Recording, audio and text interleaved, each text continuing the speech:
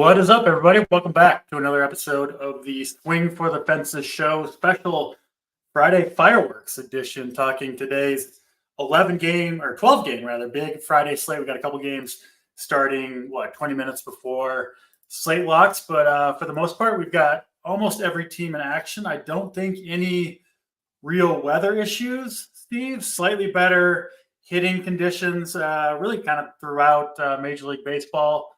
And I think a really, really fun Friday night slate. Listen, I'm going to love pretty much all Friday night slates, right? When you get 12, 13 games. I mean, so many players, pitchers, stacks to choose from.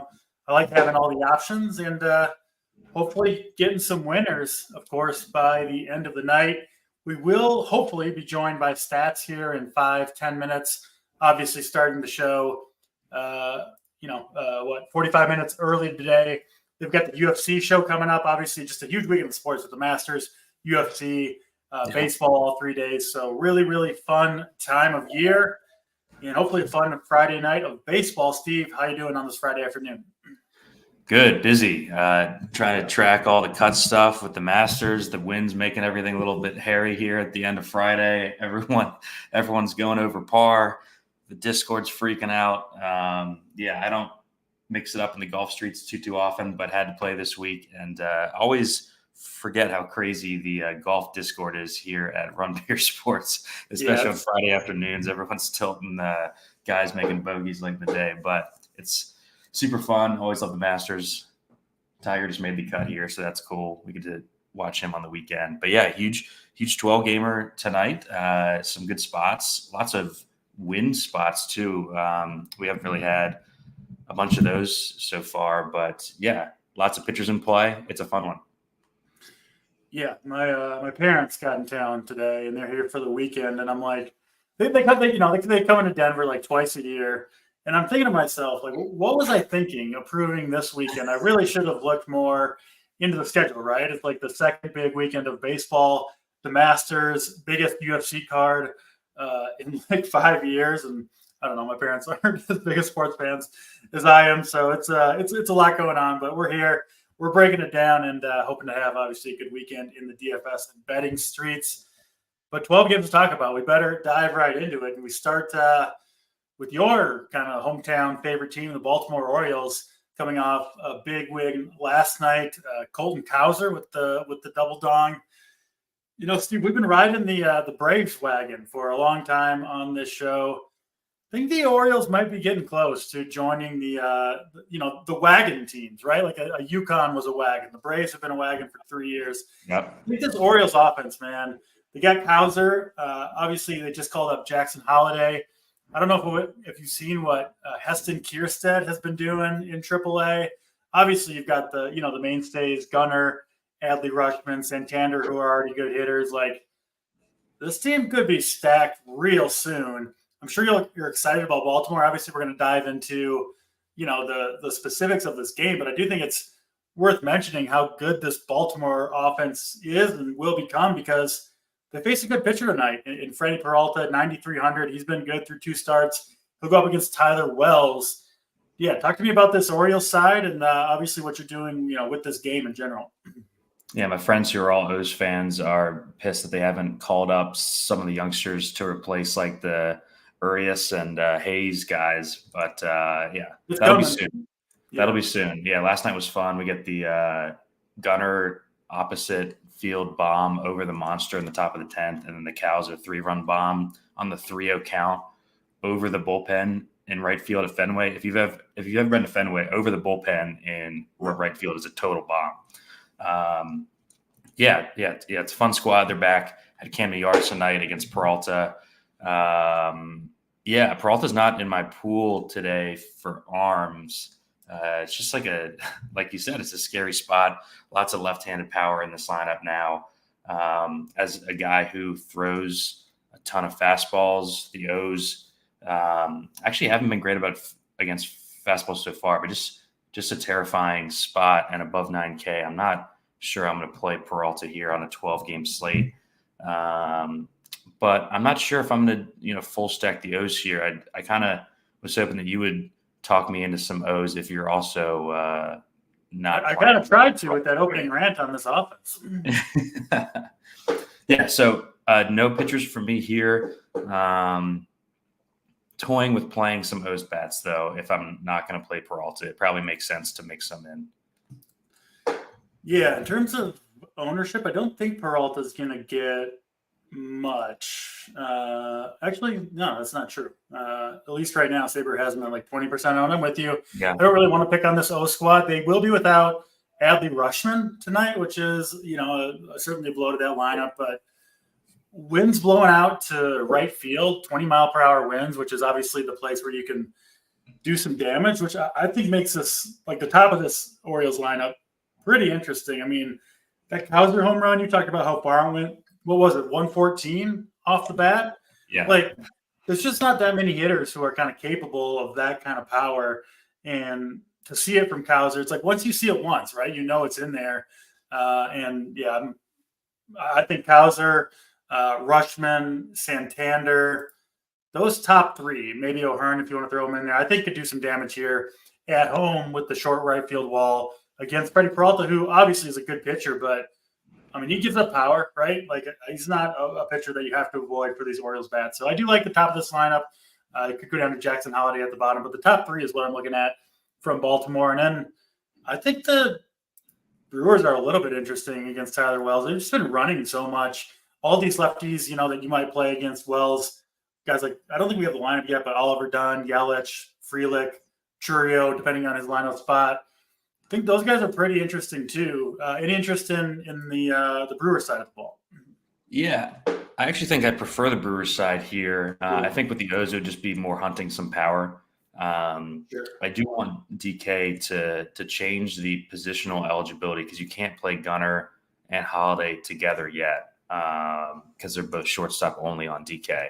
Yeah, I mean, the Brewers are interesting, right? Like the lineup on DK is fairly cheap. They've got the projected lineup at least has got 5 guys under 4K. There's some pitchers at the top end that I think are interesting tonight. Cheaper stack, especially the lefties here. Wind blowing out towards Utah Street there over the towards right field. So yeah, I think that Milwaukee's interesting. They're going to be super low owned too. And I'm of course not scared of Wells here. I think he's a decent arm, but not a guy that I'm gonna, actively avoid in DFS. That's for sure. Steve, the chat wants you to know 3 comments in a row. Holiday is second base eligible now. So good. They fixed it. we got it, guys. Thanks. Holiday is second base now, so you can get that stack. I think I'm a little bit higher on the Orioles than you. And looking at Tyler Wells, one thing, he doesn't allow many stolen bases. Just 2 stolen bases allowed last year in 118 innings. Which is a really, really low number that would take away some of the appeal from a Brewers bat. So maybe not quite as many. I still like them a little bit than I am on the Orioles left-handed bats, especially. That's enough on Baltimore and Milwaukee. Let's go to, I think, another very, very interesting game, Toronto and Colorado. Yeah. Blue Jays, Rockies here. We have Kevin Gausman on the hill for the Blue Jays against Ryan Feltner for the Rockies. Essentially the most expensive pitcher on the slate, one of the cheapest. Obviously, Gausman being the expensive one. But a lot to talk about with Kevin Gausman. 1, he's the most expensive. 2, he's projected to be the highest owned pitcher on this slate. And 3, maybe bearing the lead, coming off a brutal, brutal start against the Yankees. Negative 11 fantasy points. Got 4 total outs, 5 earned runs, gave up 2 home runs, not a single K. I think he generated in his 51 pitches 1 or 2 whiffs. And to go along with the dreadful results, the velocity was down like 3 miles per hour across the board, about as slow as we've ever seen Kevin Gausman throw. It was cold in that game, and Gausman himself said, "I feel fine. It was just an off day." We've seen him do this before, he has blow-up starts. He does. I think I'm more concerned with the pitch count, because he got a late start to spring, I mean, if you piece all of it together, though, Steve, like he misses the first almost all of spring training with a sore shoulder, essentially. Yeah. He comes back, he throws like 50 pitches in one spring training game, looks good. Pitches again, like against Tampa Bay, looks pretty damn good in that one, 69 pitches. And then this is his third outing of the whole year. The velocity just falls off the table. Throws 51 total pitches and gets absolutely hammered. I mean, I can't trust this guy as chalk, expensive chalk on this slate. I'm not playing him on my main. I think I'm going to have him in my 20 just because the matchups. Like, if he wasn't facing road Rockies, I don't even think we'd be talking about it, right? The Rockies with the road, probably bottom 3 offense. Yeah. And, you know, we believe in him long term. We've seen him have these blow-up starts and come back and dominate. He's always been great at home. I think I'm going to keep him in the pool, but I'm going to try to be under the field. Like, I think we've got him projected for almost 30%. I'm going to play some, but not on my main team, like in the 121. I just don't trust it at 10K here. Yeah. Saber has him at 40% owned. I don't know if he'll get quite that high, but I think, I don't know, the top end pitching, the pricing, like, I don't love most of these guys. Talked about our problems with Peralta. I've obviously outlined the case kind of against Gausman. Mm-hmm.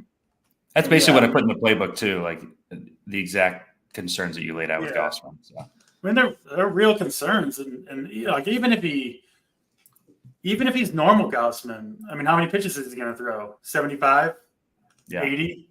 So that's a concern as well. Like, even if he's his normal self, and like you said, he is kind of the one pitcher who we've seen. It's like, what is it, like 2, 3, 4 times a year? He has these just awful outings. It normally doesn't come with this big of a velocity drop, but there's a lot of red flags here, and he's 10K, you know. Yeah, that's what I'm saying. You add it all up, and it's probably something that I won't go to all that often. I get it. Against the Rockies, that's really the kind of the one redeeming thing. And obviously, if he is normal Gausman, you'd expect him to dominate in this matchup.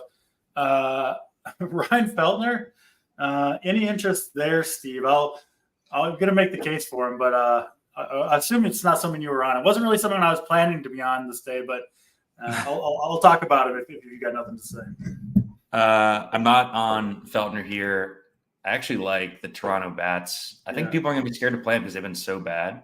But look, they're coming off a series against Seattle, arguably one of the best rotations in the league. And now they get just the nut bounce back, get right series at home against the Rockies.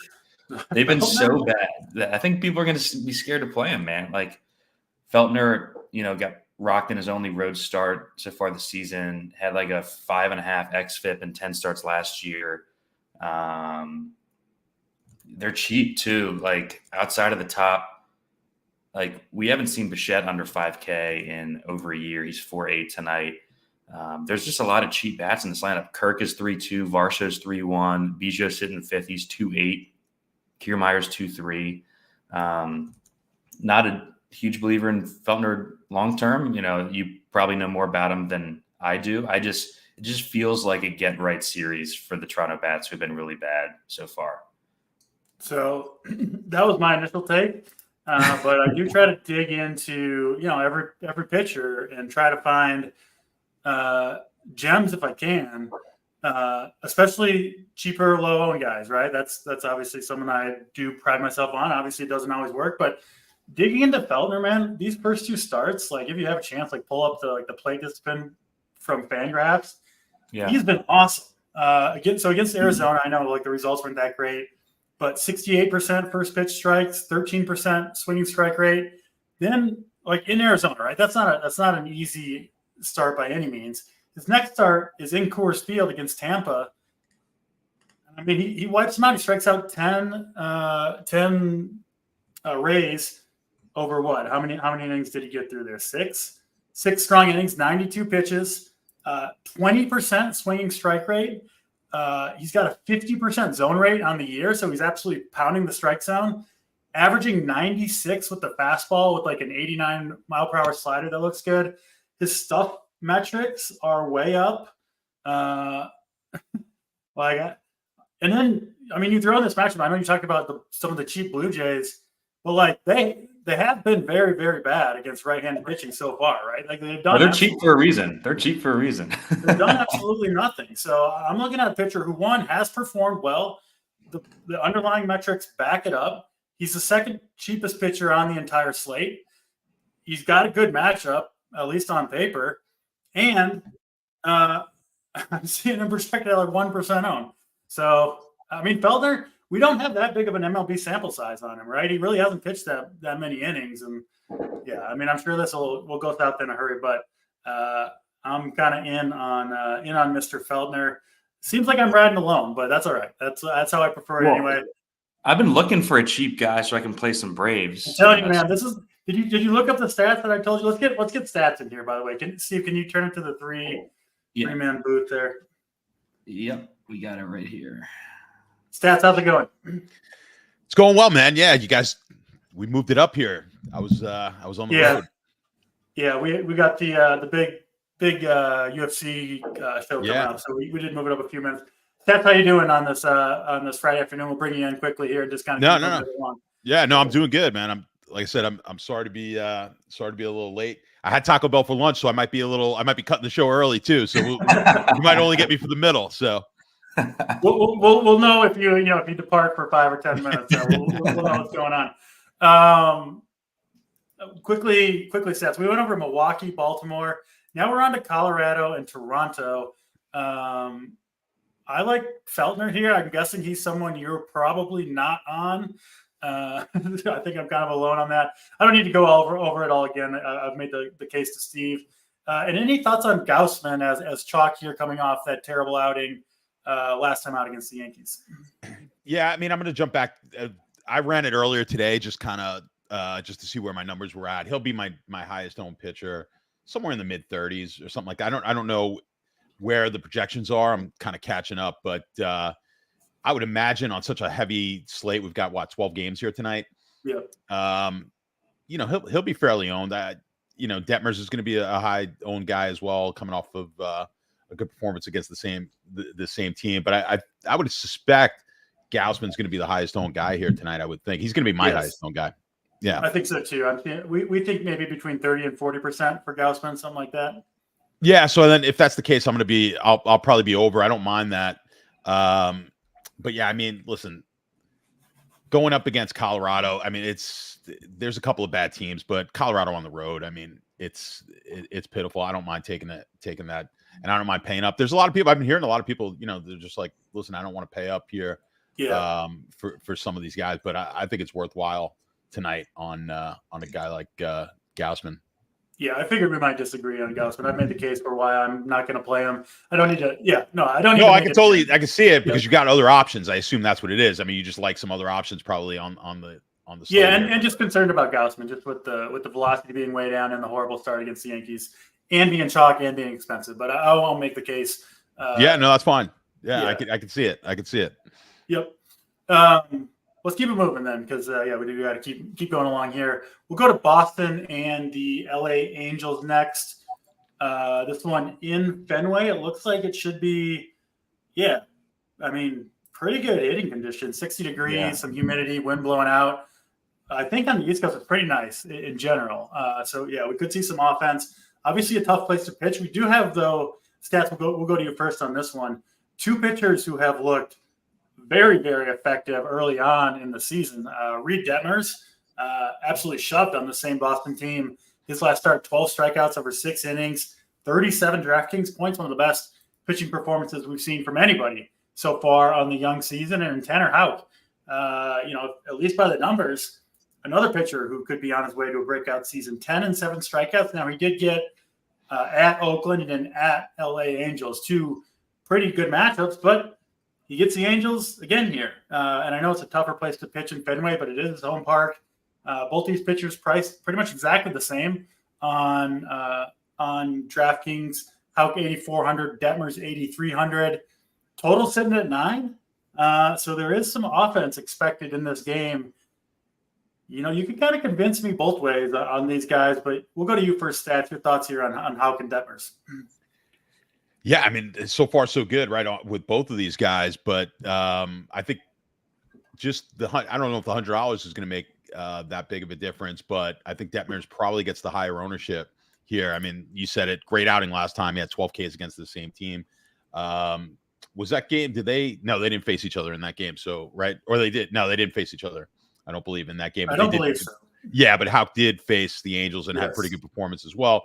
He had 10 Ks against Oakland, 7 against this Angel team. So I don't know. I mean, that total is a little scary. You would think kind of low scoring in this game, but the total doesn't necessarily suggest it. Just going to look at where I have it on as far as stacks go and the offenses go on this game. I mean, as of right now, I've got the Angels just because I'm going to be playing Detmers more than I will Houck.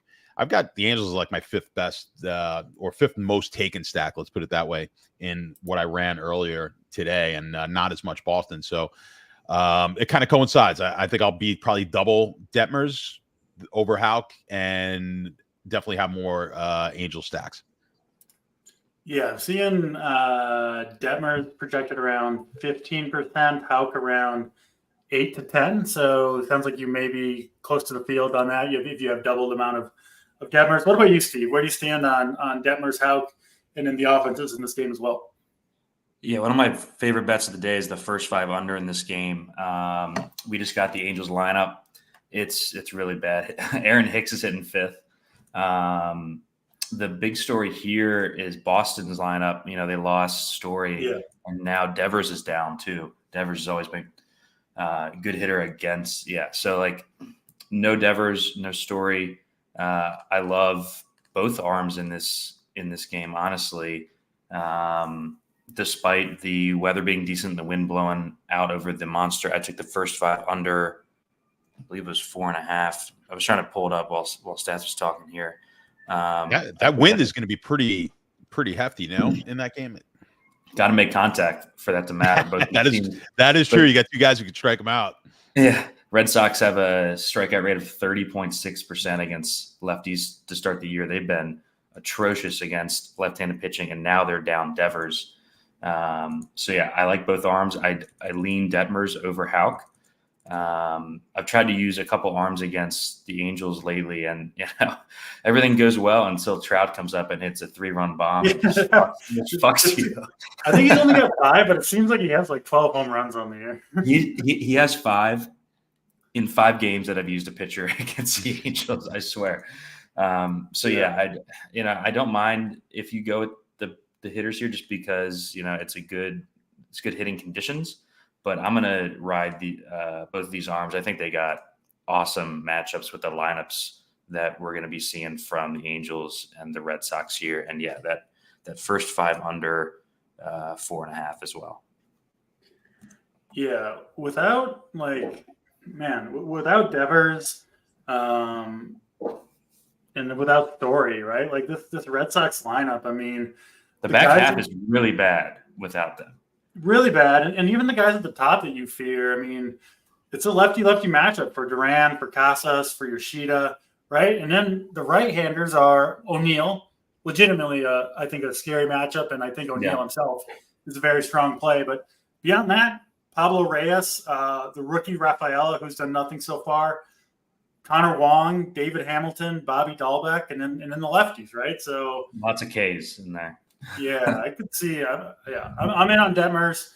I like Houck too. I like both these pitchers, but I think Detmers. We're all in agreement. Detmers is the preferred play of the two. Yeah, I think we're playing a lot of lineups. They are probably 2 guys who you do want to mix in there. But yeah, we're on the Detmers train. I said I liked O'Neill. You guys on? I mean, Mike Trout at this point, like he's got to be in your pool. Stats. Oh, there's no doubt about it. Yeah, for sure. I've got a decent amount. Again, it's gonna with this lineup now coming out. I'll be rerunning it, but as I ran it earlier, I mean, I was like 10-11% on Trout. So yeah, seems like a guy you want to have a few shares of right now. I would think so. Yeah, he's gonna be a really good hitter, I think, in the league. So yeah, he seems pretty decent. So get the Mike Trout in your lineup, people. All right, let's get to the next game on the slate: Atlanta and Miami. This one has a 8.5 total. I'm not sure if it has moved up in the last hour or so. when it was announced that the Miami roof going to be open tonight. Doesn't happen very often in Miami. It's going to be 80 degrees with like 50 to 60% humidity. Miami weather. Yeah, it's beautiful down here right now. But like the ball is going to be flying, I think, tonight in Miami, much more than it typically does with the heat, the humidity. We saw them open the roof for a couple games against the Pirates, and those games kind of exploded into offense. We saw the pitchers like just sweating bullets out there with the heat and humidity, kind of unable to grip the ball. I say all this, Boyd, we'll start with you this time. Man, this Braves team against Trevor Rogers, I know we haven't seen Acuna do much yet, but like this is a team I watch all the time, and he is not far off. It's coming for him. And the rest of this lineup is just dialed all the way in. I love the Braves here. And then Max Fried is a big question mark because if you look at what this Marlins team has done against left-handed pitchers so far, they are dead last in every category. Have done absolutely nothing.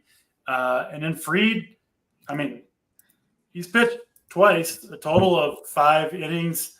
Didn't get out of the first inning against Philadelphia.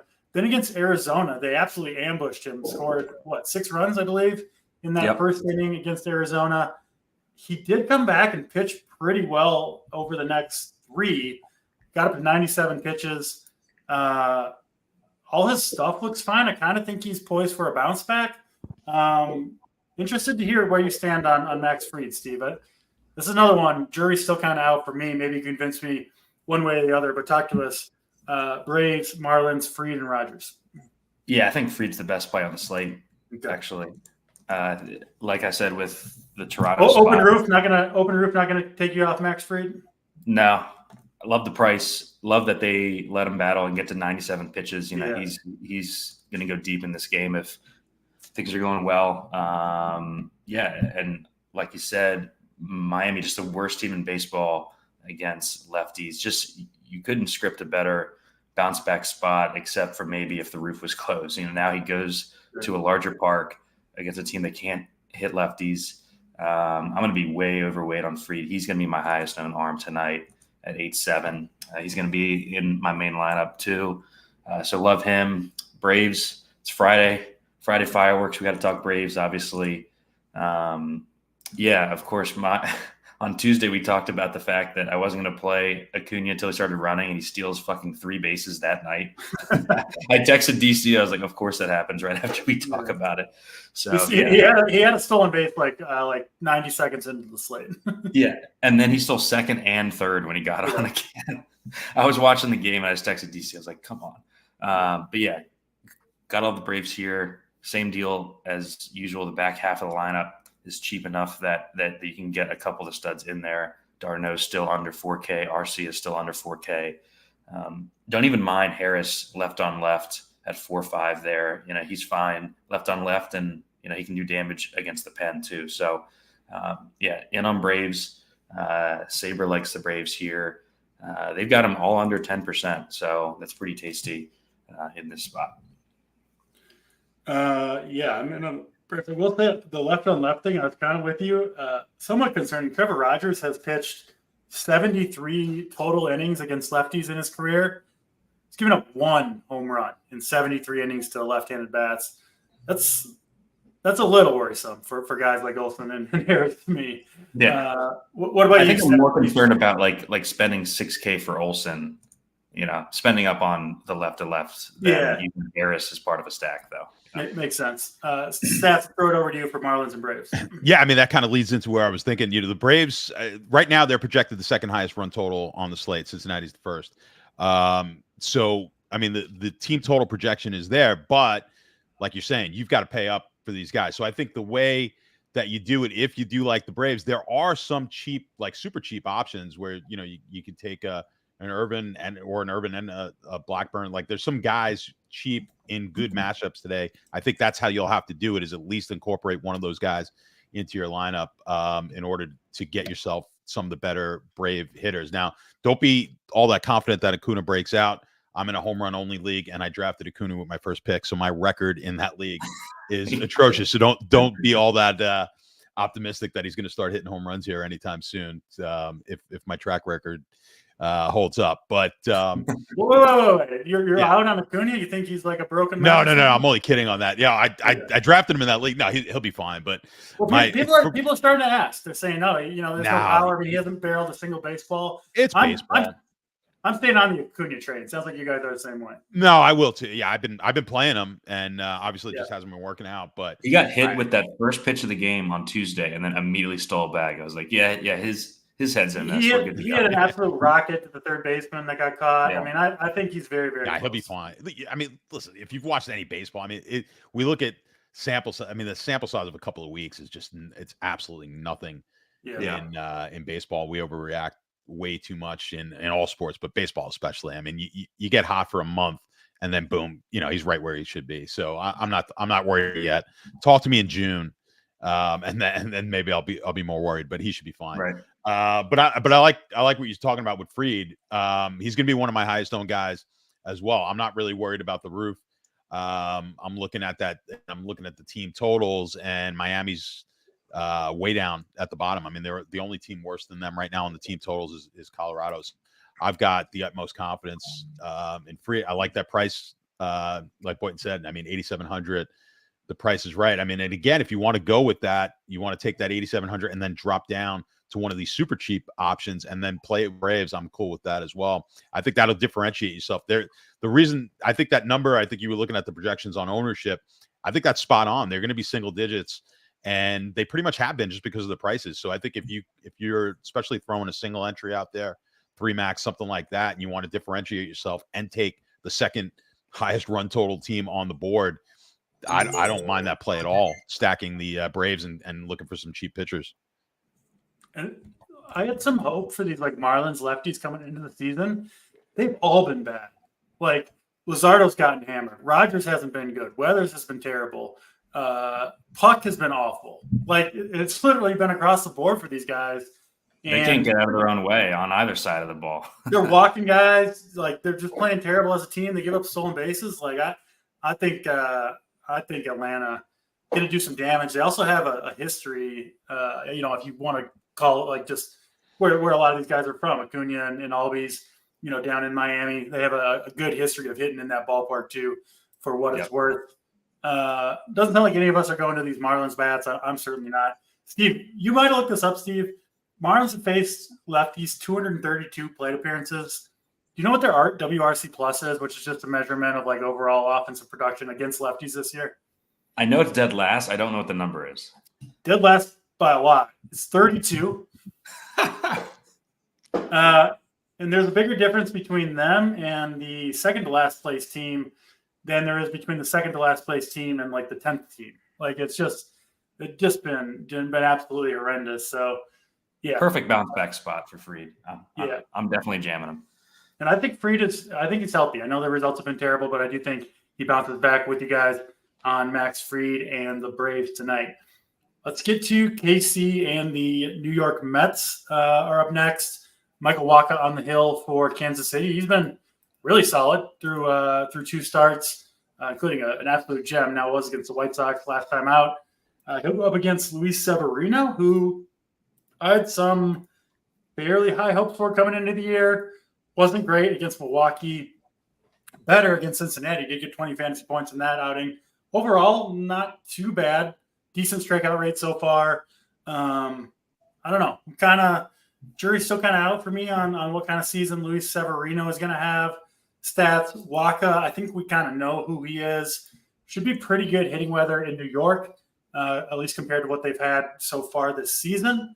And yeah, I think I'm more into the offenses here. This Kansas City Royals team in general, AP's been waiting for it.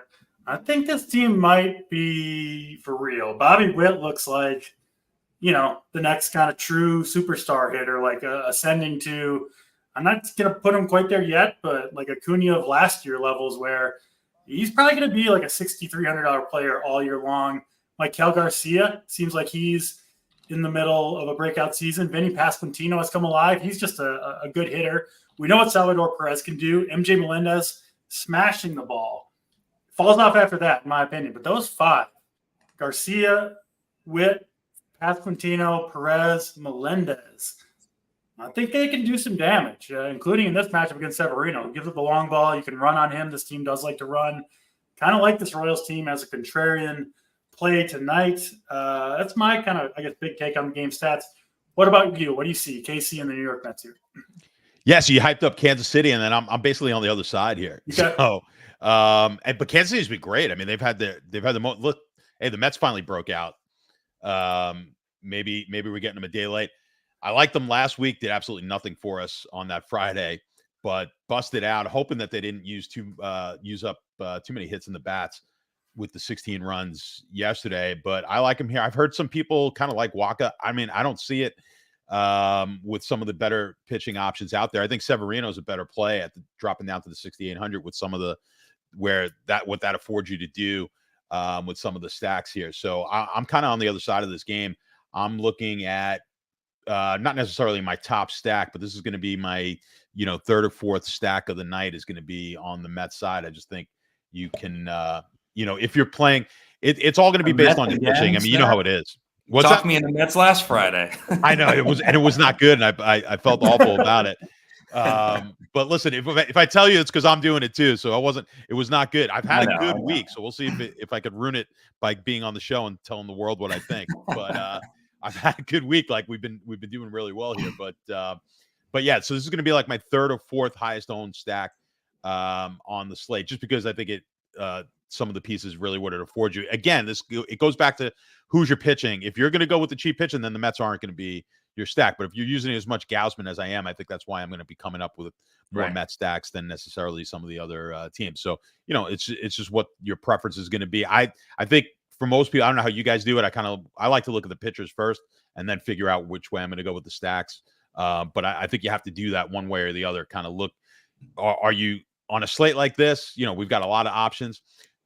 Is there a pitcher that you absolutely must have, or is there a stack that you absolutely must have, and then you work from there?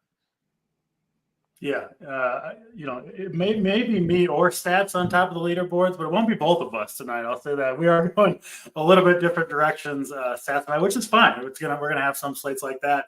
We have certainly agreed, I think, for the most part on the last couple. Steve, what about you? What do you see, KC and the New York Mets here? Man, Sevy, I always try to make Sevy work, and he always fucks me. Hey, get out the Royals gift, Steve. We're gonna AP running with the flag tonight. Oh man, no, I'm going to be playing some Sevy at 6'8" just because I need a cheap guy.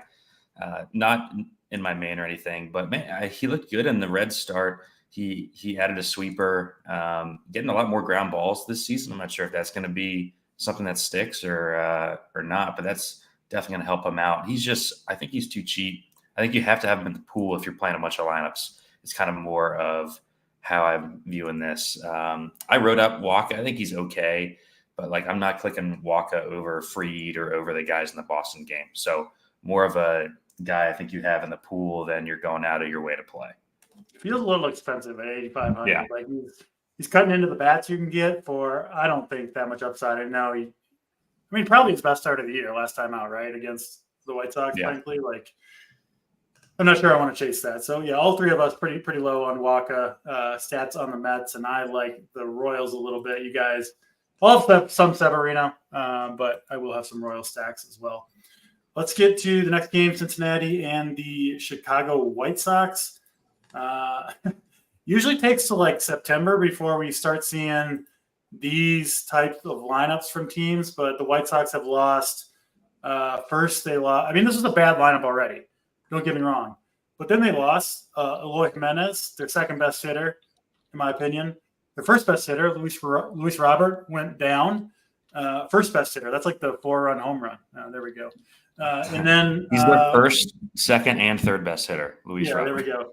And then they lost Juan Mercado, who honestly is nothing special, but on the White Sox, he is also, sadly, one of their best guys. They'll go up against Andrew Abbott here, who has been okay so far. I think it's fair to say. Did show some talent last year, had some good starts. I'm kind of lukewarm on him, just, as a pitcher. I don't think he's terrible. Don't think he's great. And then Cincinnati will get Chris Flexen, Wind's blowing out in Chicago.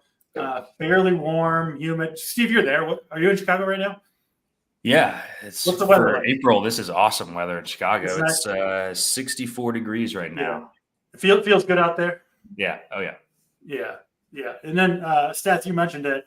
Reds, I think, have the highest team total on the slate up against really a mediocre at best. I would say pretty bad arm in Chris Flexen. I think you got to like the Reds some here. And then where are you at on Andrew Abbott against this White Sox team stats? Yeah, I mean, again, the weather, there's like wind everywhere right now. So, I mean, the wind's going to be blowing out from what they're saying. It's blowing out like every single game, it seems like. Yeah.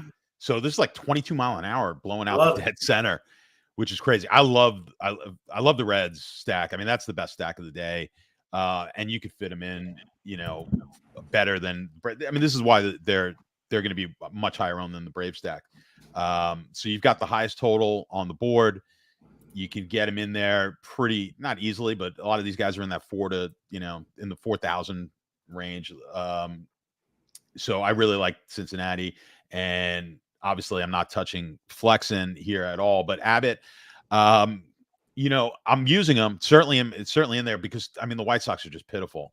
So it's tough for 150 lineups not to have a bunch of Abbott, but right now I'm looking at somewhere between 5 and 10% on Abbott. Let me read off this White Sox lineup for you. It's awful. I know. Robbie Grossman leading off, Lennon Sosa in the 2-hole, Andrew Vaughn, okay, Kevin Pillar hitting cleanup in 2024, Benintendi, Paul DeYoung, Corey Lee, Zach Remillard, and Martin Maldonado. The double catcher, Corey Lee, Martin Maldonado. Really bad. Which one of those scrubs is their DH tonight? It must be Lee, I guess. Yeah, I don't know if you can DH. Yeah, Corey Lee's DHing. They just had to get his stick in the lineup tonight. I'm no Abbott guy long term, but you have to have interest against this lineup. It's so bad. I love the Reds here too. On a 12 gamer with no cores, I'm less concerned about them being, super, super owned. It'll be spread out enough that I think Reds are fine. I will say the White Sox have a bunch of lefties in the pen. DC, who do you think is like the biggest pinch hit risk here for the Reds in this game if you had to choose a couple? Martini, one. I think Fraley is more likely to be pinch hit for than Benson. They seem to have some trust in Benson, or at least trying to find out, right, if he can hit lefties. So yeah, I would rank Martini 1 and Fraley 2. But then Benson 3, I guess. I think, is that how you have it too, Steve? Yeah. They seem to like Benson. They've bumped him up to the 2-hole. I think he was hitting in the 9-hole opening day. So, yeah, gotta love the Reds here. They're gonna smash. Yeah, I'm with you on that. I don't think I'd go to many White Sox. Andrew Vaughn would be the one-off in the 3-hole. They're their current best hitter, Andrew Vaughn. Sad state of affairs for the Kevin Pillar is hitting cleanup. Sounds like someone big. Didn't they sign him like this week? He's hitting cleanup. Sticking around. He doesn't. He's that not ready. That might be the funniest April lineup I've ever seen. It's very, very bad from the Chicago White Sox to the point where, I mean, the White Sox against lefties have the highest strikeout percentage and the second lowest walk percentage. It's going to go up with all these guys hurt. Well, it's even worse, Then it's amazing matchup. Just to put it succinctly for Mr. Andrew Abbott. Texas and Houston up next. The battle for Texas. In Houston, we have two. Are these guys like mirror images of each other? I feel like a JP France and Dane Dunning. Just scrub right-handed pitchers who are just trying to get by. Dunning's actually been good so far. I am not buying the Dane Dunning breakout stats. No. And I think we see offense from both these teams. Both these pitchers, I think, are number 5s at best. Just not pitchers who have much. So give me the offenses here. No interest for me in Dunning or France. What about you, Stats? What do you see? Rangers and Astros? Yeah, I have basically no interest in Dunning. Maybe a little bit in France just because of the price. Again, I mean, at 6,400, but he has been pitiful so far this year. This is strictly obviously a GPP play and a 150 entries, which I'd throw in there. But, if I'm looking at like 20 max, 3 max, he's not making the cut at all. I mean, Houston's been disappointing offensively, but here they are. They're like the 5th. I've got them at the 15th total on the board. Perfectly reasonable to want to, stack Houston in this game. I mean, I've got, the thing with me, I don't have them all that high in my stacks right now, the Houston offense, and I don't have Texas all that high either, right? So I have other people up there. Maybe, when you look at both pitchers, I just don't like the game in general. You look at both pitchers, it's a 9.5 total. I don't know. It's just, I think what's right now is probably the prices, because you're paying up for a lot of these guys on both sides. And I think that's why it's, when I just ran it earlier today, I'm just getting a lot more Cincinnati. I may tweak that. I'm probably going to want to have a little bit more exposure to the offenses than what I got just kind of running it on its own. But yeah, I think for the price, I mean, we talked about it. You could get some of these cheaper pitchers, but I'd still rather be on the Atlanta game from a stack point of view than either one of these two teams. So I like that better than both of these. And then I like Cincinnati stack more. So, I mean, you start looking at them, it's like, then if I'm going to be in that price range, I like these other stacks better, or I like going down to some of the cheaper stacks. So both of these teams are kind of in limbo for me, which is why I won't have all that much on them. I don't know what the market, I'm not sure what Sabres got as far as numbers on these guys, but I'm sure I'm going to be a little bit under where they are. Yeah, they've got Astros under 10% across the board. Jordan Alvarez leading the way, just under 10. Tucker at 6, and everybody else under 5, which against Dane Dunning feels pretty good to me. Boyden, particularly Alvarez and Tucker, man. Alvarez has a couple home runs and like 15 career plate appearances against Dunning. No surprise there. He's smashing the ball early out of the gate here. So I'm in on Houston, particularly the two big lefties, Alvarez and Tucker. And then I think Texas could do damage against France too. I was laughing, going through the slate here and clicking on both of their names. Both these guys wear goggles. So not only, maybe that's why I kind of think they're the same dude, because mustache and goggles. That's the type of guy I want to stack against in general. What about you, Steve? Yeah, for sure. Like if you just had a prototypical like league average arm, that's both of these guys here. Yeah. I will note this series last year, a lot of the games just went nuts. Lots of scoring in those Houston, Texas games last year. They had the big dust up late. It might have even been in the postseason. So yeah, this will be fun. Houston has torn up Dunning in his career, 8 bombs in 36 innings with a 1.6 whip. So I kind of lean the Houston side, but the issue is, like Stats said, these stacks are basically the same price overall as the Braves. You're not getting any discounts on either of these teams for the studs. I like them. I'm not sure if I'm going to be able to fit them if I'm playing, Freed. But we'll see. Like, I really like the spot, especially for Houston here at home against Dunning. I like both sides for bats, honestly. The bullpens for both these teams. So the Texas bullpen just isn't any good. I mean, they've got Leclerc as their closer, who sucks, right? And he's their closer. He's going through it right now. They're going to pull him from the but the reason he's still in there, they don't really have anybody that great in the bullpen at all.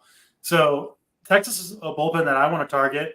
And this Houston bullpen is gassed right now. If you look at it, all their guys, they've got, I think, 3, maybe 4 unavailable bullpen guys. And then they've got Presley and Hader, who haven't pitched in a couple days, but like they won't bring those guys in if Texas is going off and they're up, 2 runs, 3 runs even. So potentially a really, really good spot, I think, for both these teams. I'm going to make sure to get a lot of exposure to Texas and Houston, and I think they're going to go a little bit overlooked on this slate. So I'm in on both these offenses, completely fading both Dunning and JP France. Keep it moving out to the West Coast. We've got St. Louis and Arizona, the first game to talk about. Steven Matt's on the hill for St. Louis, and then Brandon Pfaadt pitching for the Diamondbacks. Steven Matz, I think at this point, stats, we kind of know who he is, right? Obviously, he pitched for the Mets. Did he go straight from the Cardinals to the Mets? I think so, but just kind of a mediocre lefty, if you will, someone you can certainly get some right-handed power against. And then Brandon Pfaadt, I think, is pretty interesting. This Cardinals team, this offense looks pretty dead to me. I've been kind of saying that all year, picking on them a little bit. Pfaadt, if you remember, he sucked when they called him up kind of mid-season last year, like just got absolutely hammered. Came back, I think in August, September, pitched better. Then was lights out in the playoffs, like was a big part of their World Series run. And so far has come out in these two outings to start the year and pitched really well, including last time out. Well, he did give up 5 earned runs to Atlanta, but 7 strikeouts to 1 walk, shut down Colorado before that, pitching at home here against Arizona. The market not giving too much love to Pfaadt. It's pretty decent team total here for the Cardinals, but I kind of like him at 7,500. And then I like the Arizona right-handed power against Steven Matz. What about you, stats? Pfaadt and Matz, Cardinals and D-backs.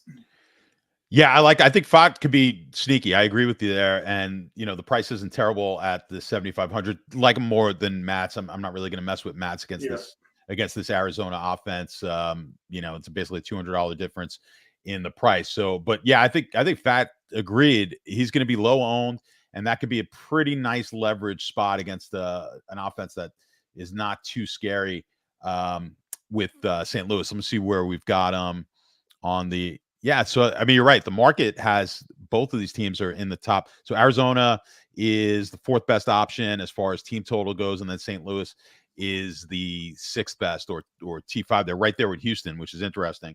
So you're not going to get a lot of people on that, and I agree with you. I think the upside is there for him in this game. So I'm not really going to touch St. Louis bats all that much. I agree with you on Arizona. Not going to be one of my higher stacks, but I do agree. I think we could play a bit of Arizona here. I would stick really on both sides of the ball here to the Arizona side.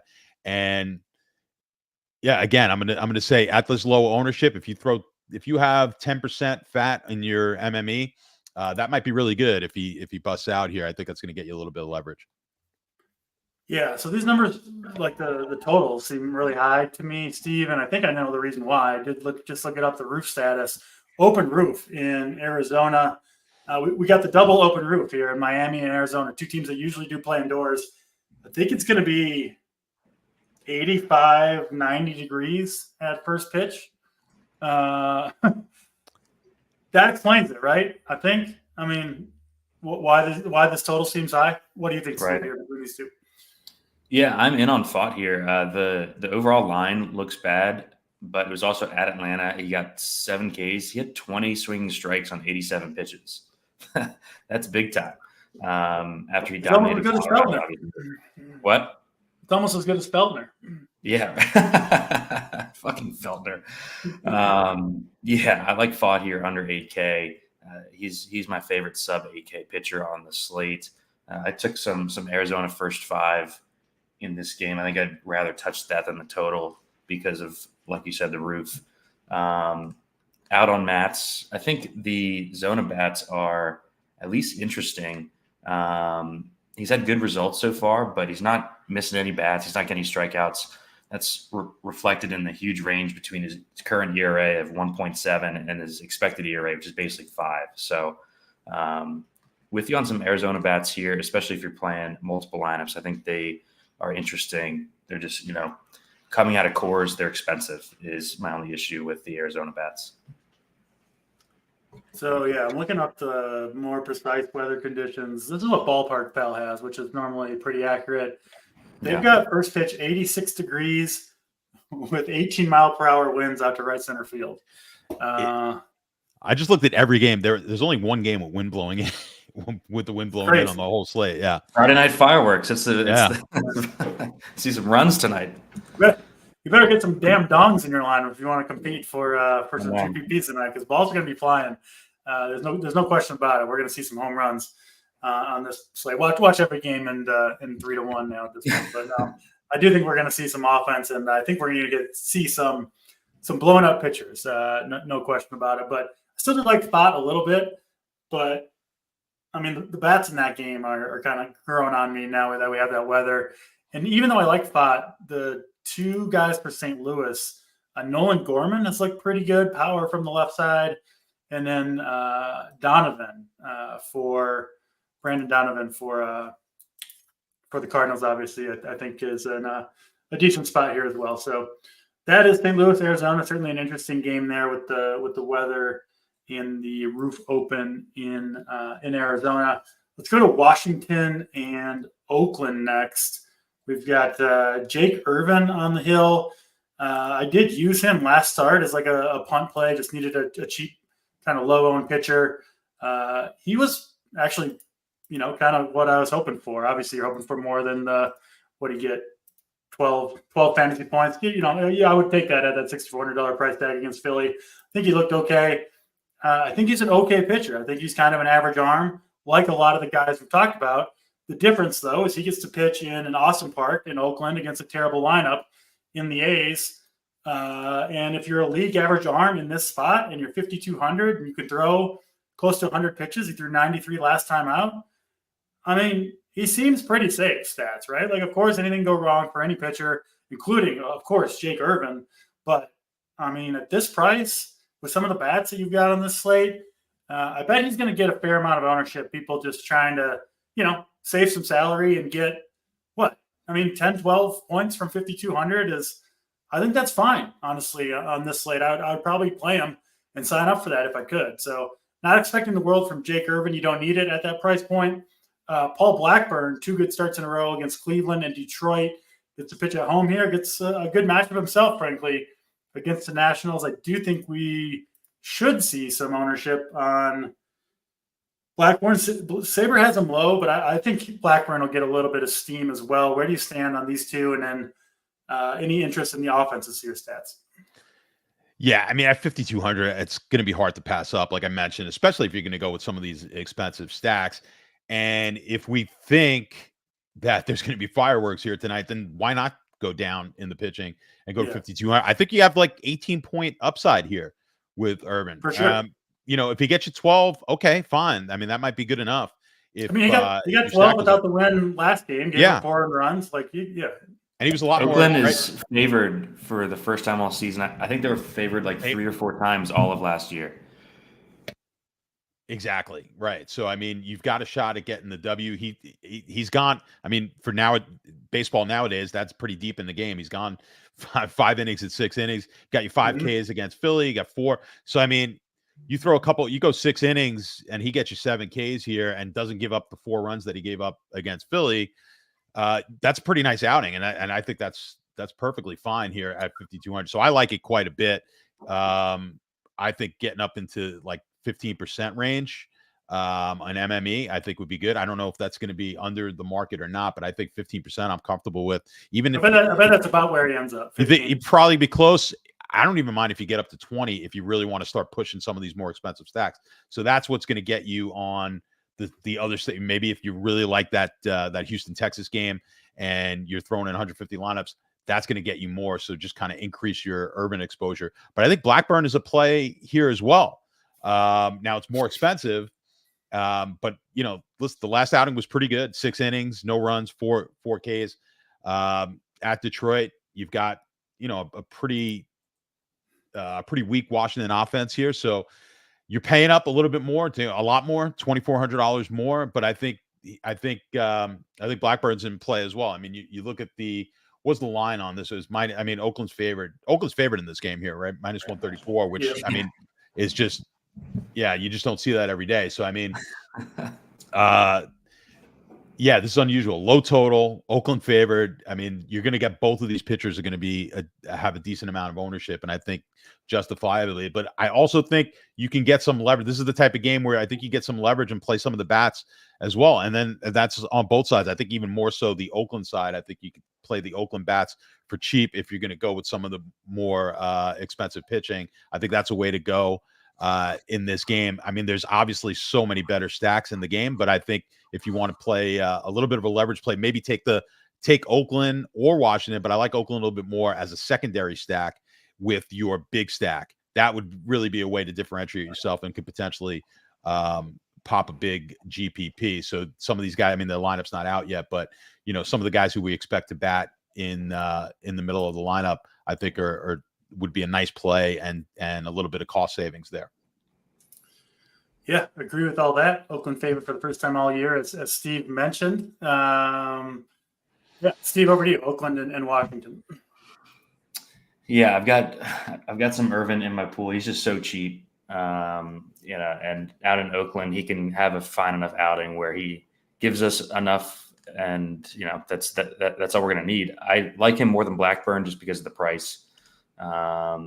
It's a weird game because I like the Washington pitcher more, and I like the Oakland bats more. It's just a price thing, right? I put in the playbook. I like Oakland as a secondary stack if you're double spending a pitcher. They've got Toro leading off for 2-7. He's been good against righties. Blade, Seth Brown, guys like that, I think are good one-offs or secondary stacks. So for me, it's going to be sprinkling in some Irvin and having a couple Oakland secondaries. The Nats have been pretty feisty against right-handed pitching to start the season here. I'm not actively trying to attack them with pitching yet, at least from the right side. Yeah, I like Abrams and Joey Gallo in particular on the Nationals if you want to pick on Blackburn a little bit. All right, 2 more games to talk about. We'll get through these quickly, running a little bit over time, and then we'll do some plays of the day, that type of thing, to get on out of here. Chicago and the Chicago Cubs, Seattle Mariners. We've got a 7.5 total in this one. Bryce Miller pitching for Seattle. 2 pretty good outings, especially his last one against Milwaukee. He's an interesting young pitcher. Looks like he's got a couple more tricks up his arsenal. So I'm curious on him. I don't like picking on the Chicago team. 8,900 feels like a lot. He'll go up against Jordan Wicks, who has been surprisingly solid against the Dodgers and Texas so far. Did get up to 100 pitches last time out. And this Seattle team, man, they still just can't hit anything. Righties, lefties, home, away. Really hasn't mattered for Seattle. Just a kind of a dead offense right now for the most part. Any interest in Miller or Wicks or these offenses? I'll be pretty low on this game in general stats. What about you? So this was the one game where the wind's blowing in today. So, and you got struggling offense. I really have no interest in the offenses at all in this game, but I do have interest in both pitchers. I know Miller, the price 8,900. But I'm going to have a lot of pitchers in this like 10 to 15% range. And I think he's going to fit right about there as well.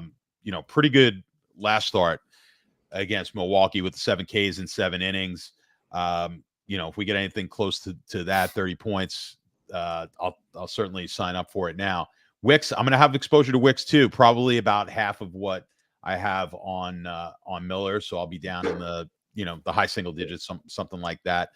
We haven't seen as good numbers yet out of Wicks, but again, the Seattle offense just has not been that great.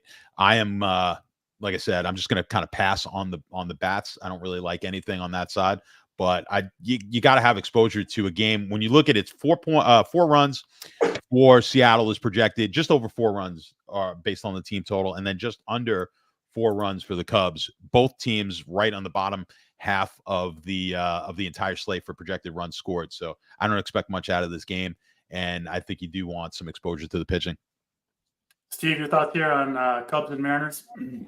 Kind of pretending this game isn't on the slate. Yeah. Haven't been actively attacking the Cubs with pitchers this season. I think their lineup is pretty damn good, and they've routinely showed it to start the season.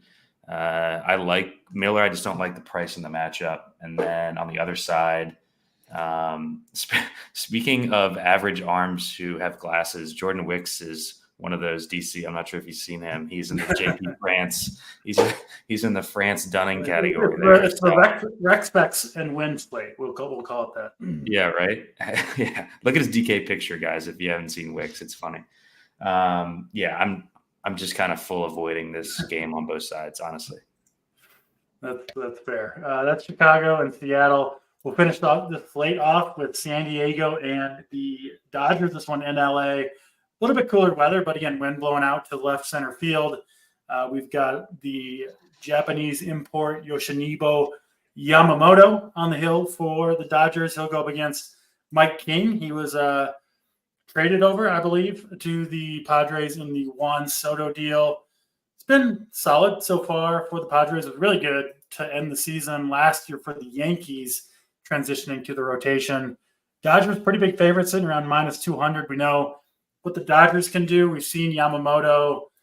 That first start was awful against San Diego, was better against St. Louis, and then was really good against a tough Chicago Cubs team. Got up to 80 pitches in that one. Seemed like they are ramping him up now. 9,600 for Yamamoto. I assume you're not playing Michael King at AK. Your thoughts on this game in general stats?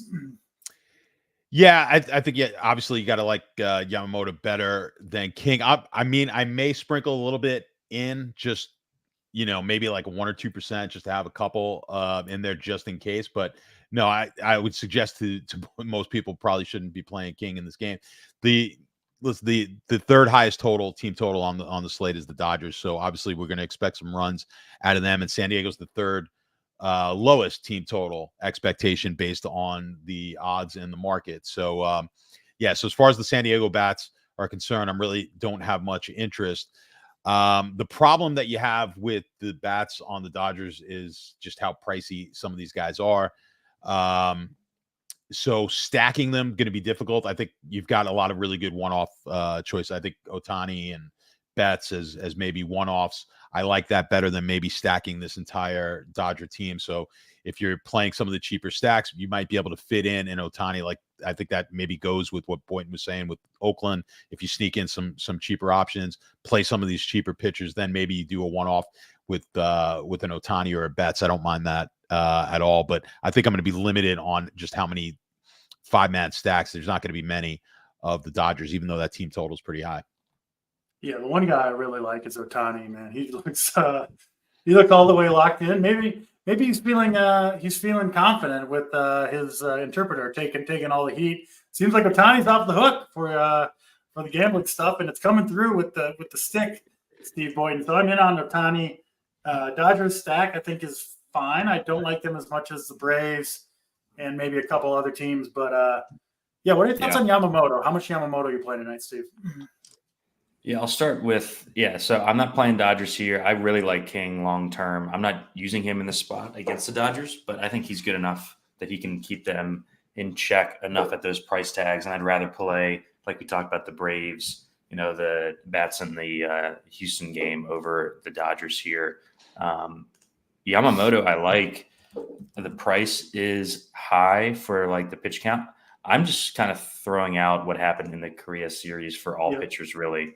I don't think that's got anything to do with what we're going to see moving forward. And he's been awesome in the 2 starts since then. 10 shutout innings, only 9 base runners, 13 Ks, got to 80 pitches last time out. He might not have the duration upside of like Fried or Gossman, but I can see him having a really good outing here. He's clearly a huge talent. He's going to continue to miss bats and get more comfortable, with the major league game. So I see him on Sabre. We've got him at like 10% ownership. I'm going to have him in my pool. I'm not playing him on my main, but I think I'll be overweight on Yamamoto here just because I think that he's got the upside to be SP1 on the slate and to beat Gossman here. Listen, I mean, there's a reason the Dodgers gave him 12 years and $330 million. Yeah. I think the biggest pitcher contract of all time. He's 25. He's in his prime. He was expected to be an ace, and it looks like he is, right? Outside of that first outing, if you throw that out, the numbers have been ridiculous for Yamamoto. So I think I'm in on him as well. He might be my favorite spend up, honestly, over Mr. Gausman, even given the question marks that I have, at least with Gausman. We're going to do this rapid fire. So I'll go first. Then we'll throw it to you guys. I'm going to name my favorite stack, favorite contrarian stack, favorite pitcher, and play of the day all at once. Then we'll let you guys do the same. So get those answers ready. My favorite stack overall on this slate is the Atlanta Braves. I think Trevor Rogers is going to get nuked here. And roof open rather in Miami, I think is a nice edge there. Contrarian stack. I'm going to go I'm gonna stick with the Kansas City Royals. I think I'm a believer in them right now. Severino gives up power, gives up speed.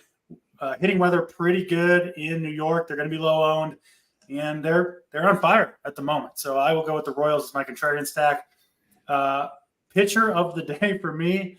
Oh no! If you look at my lineup, he's going to be the guy. So I got to say it on the show. And it's a Friday, so I won't be on. I got tomorrow off. People will forget about it in the morning when Mr. Ryan Feltner gets nuked by the Toronto Blue Jays. But I'm in on the Feltner train. I explained why at the beginning of the show. Go back and watch that if you want. But I am a believer in his tonight. And then favorite overall play on the day. Give me Vinny Pasquantino. Locked in these last couple of days. I think he takes Severino yard in New York tonight. So there's my answers. Steve, are you ready to give yours to the people? Yeah, I'm going to go with Toronto as my favorite stack. just because you like, Feltner, and we rarely people can't blame the show because we got both ways. So we're gonna. I know, thank you for that. Have it covered. Appreciate that. Also, we're usually in lockstep, so it's fun to be on opposite sides for once. Yeah. So I'll go with the Jays and then a contrarian. I like Arizona here at home with the roof open against Mats. We talked about him kind of pitching over his head. My favorite arm by far on the slate is Max Fried. I'm going to be super high on him. He's going to be my highest owned pitcher. And play of the day, I'm going to go with a guy who's struggled to start the season, but his price has dipped. I'm going to go Bo Bichette. He gets has a big game here, hitting third for Toronto. Remember when Toronto got no hit by Mr. Ronel Blanco? I played them that night too. Two no hitters against the Blue Jays in the first couple of weeks of the season after Mr. Feltner's done with them on this slate. Let's go over to you, Stats. What do you got for your answers to these questions? It's a lot of questions. All right. So my favorite stack. It'll be chalky. I like Cincinnati to kind of go off here tonight. Yeah. My contrarian stack. I'll go back to my boys. I'm going to take the Mets.